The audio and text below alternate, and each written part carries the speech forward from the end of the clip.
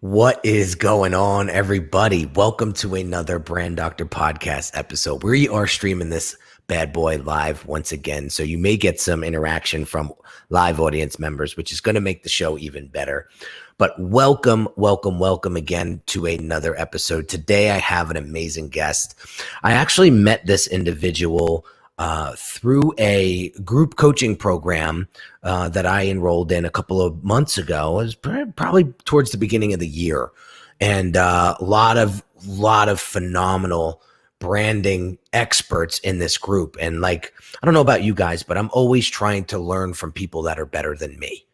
And this next guest I've learned so much from, and he's been so generous with teaching me the ins and outs of branding and brand strategy and business branding and business strategy. You know, he has 20 plus years experience in advertising and branding. And I said, dude, you got to come on the show. We got to talk about the 6 elements of your core truth, because I know you are so freaking passionate about this. So I wanted to bring the man on himself. Welcome, everybody. Brett Brown to the show. What is going on, my man? Hey, Henry. Thanks for having me. Dude, so real quick. So yeah. I couldn't get it out fast enough. I want the audience to know in 2 to 3 minutes why they should be listening to you. I want you to share with them your backstory a little bit. How'd you get into branding and who you've worked for? Because it's pretty impressive what you've worked on. And then we'll get into these six elements of your core truth. Gotcha. Sure. Yeah. Yeah. So I guess, first of all, I've been doing this, like Henry said, for a very long time, just in one form or another, whether through branding, design, art, but mostly over the last decade to 15 years, it's been advertising, kind of at agencies all around the world of all sizes, including shops like Crispin, Porter Pugusky, RPA, Campfire, Saatchi. I mean, you name it. There's a lot of them. And you've worked on some pretty big campaigns too. like yeah. Go ahead, humbly brag. I found this to be very totally impressive. Yeah, I mean, well, been a part of everything from Super Bowl campaigns to global product launches, for brands up and down the Fortune 50 and G100, along with, launching startups and helping brands kind of every different size across pretty much every different industry at this point, and really having what I call a media agnostic approach, so it's like through any sort of channel, I guess, deep generalist. But yeah, and along the way have had the fortune of winning awards as a copywriter and an art director and a creative director, awards like One Show, Con, and other things. And so, yeah, it's, been really blessed to work with a lot of great people on a lot of really, really powerful resonant work. And sort of over the last couple of years, what I've been doing is bringing a lot of what's worked so well in advertising, like the things that kind of shape and move culture and really penetrate the zeitgeist, and bring those into brands, bring those into startups and entrepreneurial people to help them grow, to give them the sort of tools and access to experience that same kind of culture shifting,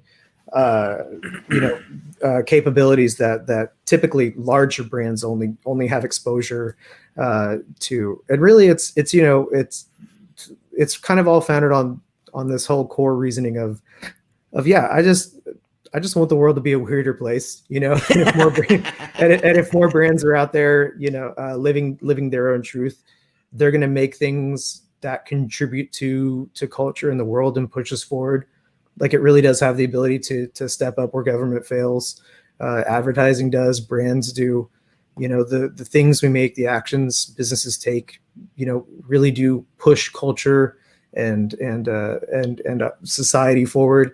It moves the world. Like, commerce is going to happen with or without us. I think we have a responsibility to make sure it happens artfully and to make sure it happens meaningfully. So yeah, I've been working with a lot of just like passionate entrepreneurs and startups to kind of help them follow their passions into uncharted waters, I guess. Yeah. Man, I love it. I love it. And it's funny because we spend our Fridays together very consistently. And I've spent countless hours with you, going over brand docs and going over strategy and business strategy. And I've learned so much from you.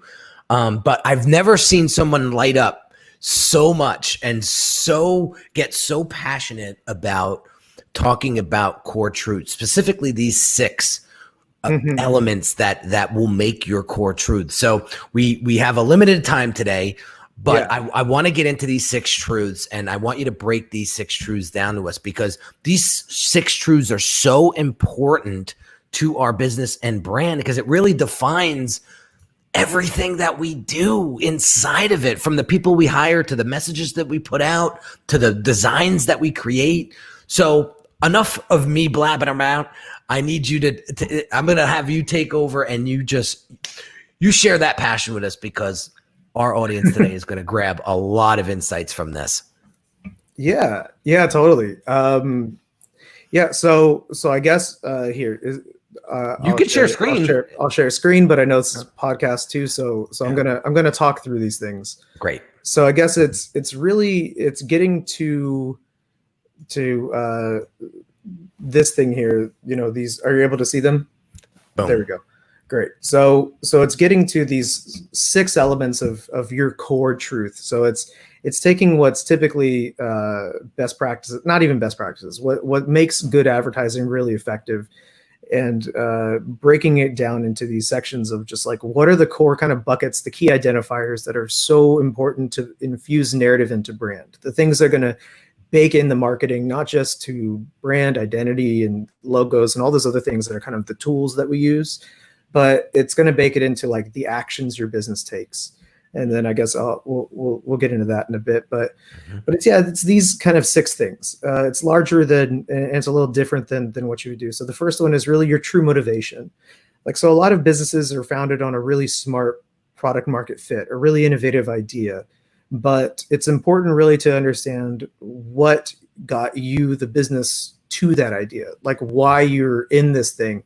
And more than just a why of the business, more than just, because you wanted to pursue financial freedom or you wanted to share this message. It's like, why did you get into this field? I think the question I've asked you when talking about Brand Doctor, it's a good thing, for Unique Designz, of what made you get into design, right? Like, why did you pursue a field in branding and brand strategy when doctors are an easier path to make money? The world will always need lawyers and doctors. And so why brand? And so it's those sorts of questions you need to ask yourself as a business to kind of get to that deeper driving truth. And then it's important to think about the conversation you want to be in. So more than just an industry vertical, you really want to figure out what conversation you want to be a part of.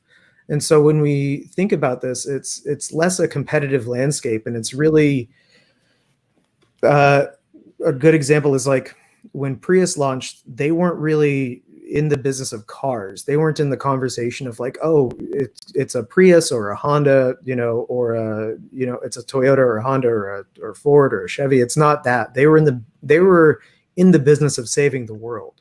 And so when we talk about the conversation you want to be in, what is that larger kind of cultural space you want to occupy? And when you figure that out, then you can start figuring out a business purpose around that. Again, it's the sort of seeds of the truth that are going to fuel the thing itself.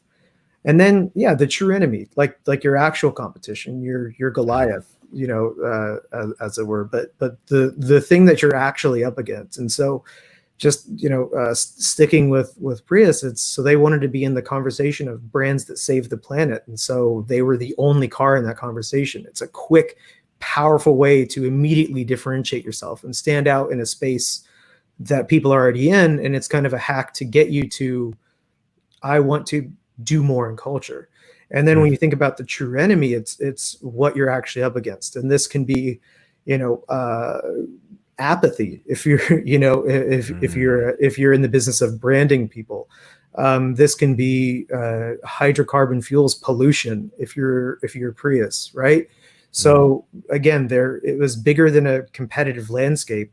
I think those are largely irrelevant, especially the farther down you get into building a business and a brand. It's important, of course, it's important to know your industry extremely well. You need to for sure have an expertise. But when we talk about story and narrative and unlocking the sort of actions that are going to fuel a narrative as a business, you really need to understand the bigger cultural drivers of your narrative, the things that the spaces you want to occupy. Because if you're making moves within a car category or within a product category, then all you're doing is following trends. You're never really creating them, and you're following market or culture trends.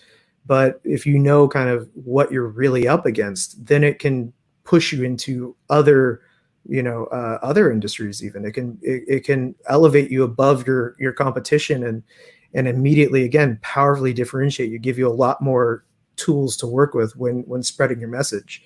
And then your true absolute, like it's the thing that you're the EST of. This was phrased really well in a book called Baked In by Vygotsky, but it's taking this to sort of the nth degree, taking it outside of your category, and really more than a differentiator of like a product differentiator. It's like, what do you exist to do to the absolute most degree? And a lot of brands we have 6 differentiators or 3. It's like, well, we need to pick one. And you can be the most at this one thing, and everything else will be a proof point. Everything else is proof and examples of that one thing. But it's really, it's your singularity. And that's why I call it, the absolute. It's like you are the most X. You're fastest, smallest, strongest, candy, sweetest, healthiest. So what do you do? And when you exist to that sort of exponential degree, you exist outside of a category, which is really nice. And then you're champions. So again, the way that we approach strategy is a little bit different. This is to your point, it's the conversations that we've had. What's nice though is really identifying less about demographics, less about quantitative data sets, like people aged 18 to 24 making this much income with this stuff. Like you're gonna segment those things out when you actually get into market. Like even websites, apps, but like social media and just like advertising in general, those things are going to parse out that sort of demographic sets, like who you're going to reach the best. But at brand level, you really want to just identify the type of person you want to connect with, the people that are going to not just be a receptive audience, but the people that are going to be your champions. Like our whole thing is about building your mythology out, building out your whole universe, the thing that can house many stories within it, right? So it's not just storytelling. It's like what you're actually building as a business. It's this larger narrative, this larger universe that all these things can live in. But yeah, here we want to peg out like who are going to be those people. If your brand is Star Wars and you have products that you're going to sell within it, then you have the people that are going to go to Comic-Con and further your story and write fan fiction and like the religion of Jedi that started overseas. And it's those things that are going to be that like your North Star is in line with theirs. And so you're both marching towards the same goals. And when you have that, it's nice because it identifies customers and employees. So, these aren't like heady esoteric things. I mean, as a business, when you understand really clearly who your champions are, then you understand practical fit metrics to look for of like employees. So it's like culture fit. I don't know what that means as a hiring practice, but if I know that, Disney, who's a great example of a brand that does a lot of this stuff, that understands a lot of this about themselves. I don't just know who the people I want in my parks. Like I don't just know the people I want visiting the parks. I know the employees that I want working at the parks. Like I want people that are there to make magic real, right? To build that experience. And so like, again, hiring, and it's what separates Disney's experience versus like Six Flags and even and other places like that, where it's like, oh, I just need a person. I need a person that'll work for $8 an hour, free popcorn, and can make a roller coaster go. Like, no, like, and it even goes up to like when you do these and you put them into practice, you have brands that provably grow faster. About about a third faster. You outperform nearest competitors. But yeah, it's the same reason why they call their employees cast members and not employees, and why why they don't have customers or employees anymore. They have cast members and attendants and things like that. And so, and then we get to the last thing, the sixth thing, which is your true character. And so it's more than just like what a lot of, and I've seen this at a lot of branding shops, especially, is they will put into brand strategy, they'll give you an archetype, right? Like one of these 12 buckets of kind of brand voice, and it's a little bit of a shortcut to get to tone of voice, I suppose. But really, when you think about the character of a person, it's more than just like assigning them one of 12 narrowly defined things. Like that's how you get in stories. That's how, like in books, television, movies, whatever. That's how you get to characters that don't really have a ton of depth, where you start needing to define the person by like their job, right? Like where it's like, oh, this person, what's the example that they use a lot was like, I guess I think it's called the Hat Planet example from back in the day of Twilight Zone. Whenever they wanted to have a character difference, it's like, oh, well, this is the hat dimension where everything's the same, but they wear hats. And that's not a differentiator. And that's the kind of thing, like if you're basing your business around that kind of character definition, then you'd not really set up for the things that need to come later, for all the growth that will happen.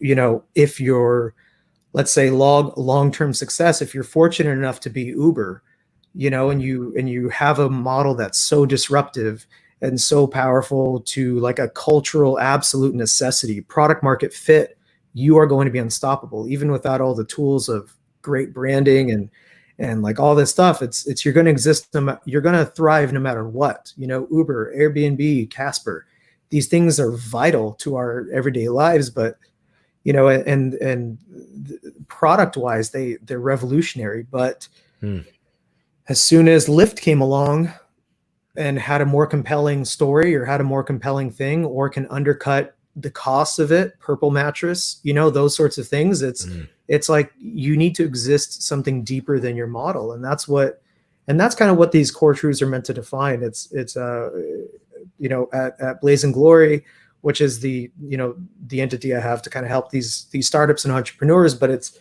you've experienced it too at Unique Designz, is like when you really understand truth, then you can build brand around that. And then around that brand, you can build business, rather than trying to do what I call the outside out approach of marketing, which is, building a business from a good product or product market fit, building business, distribution, go to market, all those things, you build them inside. And then on top of that, as an external layer, you have,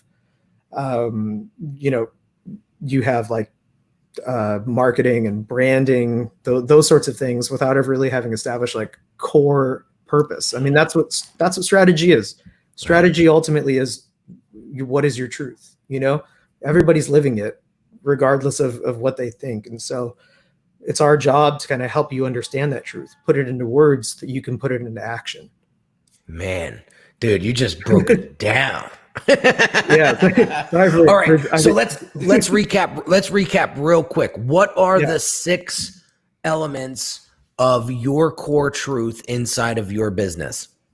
Yeah. So it's your true motivation, the thing that got you to the thing that you do today, like why you set out on this career path or this journey. It's this bigger quest that you're on. It's this bigger mission that you're on. It's like, what is driving you here? Why did you get into this business? You need to understand that.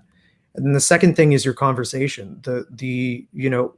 What conversation do you want to be a part of? Because this isn't just an industry thing. Like, take the business out of it for a second. Like, the business will grow faster once you know this. And so it's like, what conversation do you really want to be in? And that's bigger than a category. It's like, we have these different cultural conversations around, equality, diversity, progress. Like there are these like cultural touchstones. Like, figure out the conversation you want to be a part of, and then again, that needs to be based in your truth. That's why they're the elements of truth. It can't just be like, oh, I want to be in the conversation of X. Like, no, if you're part of your own true space, like then you can use that point of view to enter into other places, but you need to figure out your own point of view. And then and then third thing is your enemy. Like what is your real Goliath that you're up against? Like it could be a cultural tension, a human, a human motivator, or like a lot of times it's it's like people's prejudices or assumptions. Sometimes it could just be like, look, like this, I can tell you for my own business and for a lot of the stuff, people undervalue strategy, because that's like the true Goliath that we're up against is really like muscle memory, like advertising has been best practices for decades, if not, hundreds of years. And so it's really rethinking the whole model and doing a thing where it's baked into the inside of it, and kind of breaking the definition of what we call marketing. And then, the thing you're the most of. And you need to figure that out, like your singularity. And last thing is, second to last thing is champions, the people internally and externally that will follow the same North Star as you, the type of person you want to reach. Don't worry about numbers. It's really about like understanding the type of person, like who are my core champions? Who are these people? And it can be a few different people, and think about what their problems are. What is the customer's, like, not just customer, but like, what is like your, more than an audience, it's like your community, the users, the people that are in the trenches with you. That's why it's champions. It's like, what are their drivers? What are they up against? And last thing is character, and it's like your personality, your point of view, like your purpose in the world. Like it's the character of a person is how we define that. It's like trying to really build a multidimensional, character that can express all these things that are in a way that will live on through the foreseeable future. Because like if you have these truths, you shouldn't have to redefine this every 5 to 15 years. They should align with where you exist in culture. As culture and technology and society move forward and change, like the pandemic was going to hit, with or without us. It happens every 100 years or so in the world, just throughout human history. As we look back at like the Spanish flu, the plague, like all these things. And it's like, now just globalization, the world has gotten smaller. We have airplanes. We have ways of getting across the world we didn't have 100 years ago. And so it spreads faster. But like Disney Plus wasn't a response to COVID. They were going there because they were following their core truth. They were building Disney Plus like because it was part of their model, like ingrained, like their business practices prepare them for stuff like this. So that even as their parks take a dip, streaming really helped keep them afloat and profitable through those times when other even movie studios are struggling. Right. So, listen, I love Disney Plus. I have a 3-year-old son, so I have a 3-year-old daughter. Yeah. Right. So Disney Plus came in handy, especially during the lockdown. So I definitely hear you, but I hear the core story, what you're trying to say. This wasn't just because of they were going down this route because they knew that this is where the world was turning. Yeah, totally. And that's how you can, again, like just like whatever category you're in, it's a mission that extends beyond it. I mean, even to the point of like Tesla, right? Like they're not just in the category of cars, like they can make battery packs for their home, and so as a business, if you follow your truth, you understand the types of things that will add to your narrative, and you have a system, you have a kind of a framework to check against. It's why SpaceX isn't a sub brand of Tesla, because SpaceX burns a ton of fuel to get into space. Like it's a part of Elon's whole driving North Star, and his North Star aligns with SpaceX, Boring Company, all those other things. But it's like it's what helps you make those business decisions so that you don't just like follow trends and follow things. Right. It's what so many brands right now are collaborating with makers. It's like the types of people that you want your brand to align with.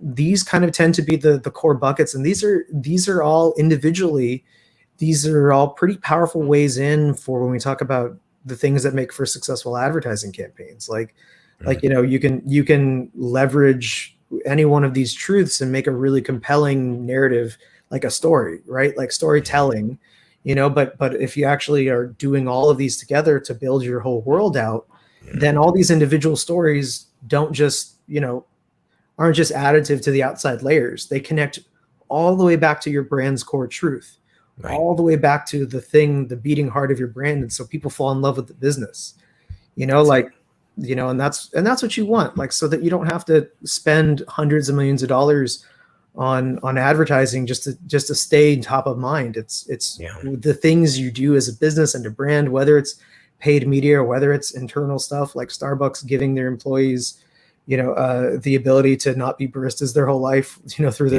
their college fund. It's those things, and it's being able to do things that don't always look and feel like advertising, but all of it ends up being narrative. It's all marketing, and it's all like every step you take. And so that's why you outperform people who have deeper pockets than you, and it's when you actually do have the money to spend, it's how you can do things that are much more effective because they're honest and sincere. Like, I mean, it's because like the truth is, once you have infinite money, you can hire great people to do great advertising, but you're still at risk as a business of people not caring 10 years after the fact. Like, Old Spice did some of the best advertising the world's ever seen with the man can smell like, right? But and it made people fall in love with the brand in a way that the brand and even the category, it changed in a way that it really hadn't been that interesting before. Like Axe was maybe doing stuff that was really fun too, but it made people fall in love with that character and that pocket dimension of that kind of campaign, and now we have the really great advertising of Men Have Skin Too. We have all these great things, but the question that entrepreneurs and people starting their own business who want to be competitive in areas like soap is a big thing now, but like, how much do those ads actually get people to care about Procter and Gamble? How much, like that's the difference of storytelling versus like storytelling that connects to a core truth that actually is world building, not just storytelling. It's building out that whole thing, but it's connecting people to the heart of what you do. I love it. Brett, we could go on for hours and hours and hours.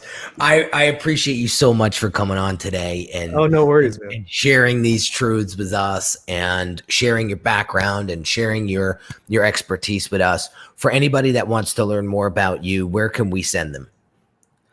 Well, you can find me at bngnyc.com, or theblazandglory.com, or just brought to you by letterb.com. Any of those, yeah. Right now we have social we're going to be launching and everything. Just the agency's still relatively new because we've been kind of a behind the scenes partner to a lot of brands, working directly with CEOs and stuff. But now we're trying to bring that out to more people to make it even more accessible. Because like I said, it's the more people that we can get kind of on this, working in this method, the faster people grow and the more they can actually make the change they're looking for. Like, that's really what we want to help people do. Is it's like, even your business, like you set out to make a change in people's lives. Like, I just want to help people do that to their fullest potential, like to their nth degree. Well, with that said, man, I will tell you that you have been a tremendous asset to me and helping me level up my expertise and help, because I'm always trying to get better. And if I'm always the big fish in the room, if I'm always the smartest person in the room, I'm not learning. That's why I spend a lot of time with you and Chris Doe and Mark Pollard and all of these brains, that have 20, 30 years experience. I mean, between the three is you got 100 years experience, for Christ's sake. So, I again, from the bottom of my heart, I want to thank you for all of the time you've spent with me over the past couple of months. And your dedication to seeing me grow. I mean, it's been a great connection. And if it wasn't for that group that we were both in, we probably wouldn't have made this happen. So I really want to encourage everybody out there to get around people that are smarter than you, better than you, that have more experience than you, and learn from them. Just shut up and listen and take their take their expertise, take their wisdom, and do something with it. You know, Brett said to me once, he said, Henry, I've told a couple people that I would be willing to coach them up in brand strategy, and they'll show up on 1 or 2 calls and then you never hear from them again. He's like, you've been with me for like 4 months straight, consistently every Friday at 11 a.m. And he's like, everybody has dropped off but you. And I'm like, I know, because I'm so passionate about this stuff and I just want to continue to learn this stuff. I want to be able to do what Brett does. I want to be able to do what Chris does. I want to be able to do what Mark Pollard does, but I want to make it mine. Yeah. That's what I like. I'm taking from all of you. I'm learning from all of you. Maybe taking is not the right word, but I'm learning from all of you, but I'm putting it through, I'm downloading all of that and then putting it through my system, how I want to speak it, how I want to teach it, how I want to connect with it, and have my team and audience connect with it. And I think that's just there's a beauty in that. And so that's the message today, guys. Get out there and really understand your 6 truths, because these are the big ones. These are the major highways that are going to determine everything that you do in your business and your branding and your messaging and advertising and whatever. So very, very important that you listen to Brett and rewatch this or re-listen to it. Yeah. A lot of big stuff in here. So again, Brett, thanks again. Totally. Thanks again for coming on. Thank you, man. Yeah, we're on this journey together. You know, like that's the way you phrase it is really great. You know, like yeah, everything is your own personal interpretation and understanding of somebody else's, you know, the thing that they've learned. Like it's all you know, it's always building on, it's standing on the shoulders of giants, building on, that's it. You know, and understand that there's always going to be somebody a couple exits ahead of you on the highway. Yep. And instead of worrying about them taking competition and doing all that stuff, you should be thankful because they know where the speed bumps are. They know where the traffic is. They know where the caution needs to be. And they're going to, like guys like you and Mark and Chris, they're all looking back down the pike saying, hey guys, look out for this, look out for that, you know, and we just need more of that, you know, in the world. I think it'll make the world a better place. So anyway, thanks so much for coming on the show, guys. I hope you had an amazing time with us. I know we went a little over today, but I couldn't just cut it short. Brett was dropping so much bombs here. So last but not least, guys, take what Brett said and taught you today and execute it. Figure out how you're going to use it, why you're going to use it, how you're going to use it, and start using it. Have an amazing day, guys. I'll catch you on the next episode real soon. Take care. Bye.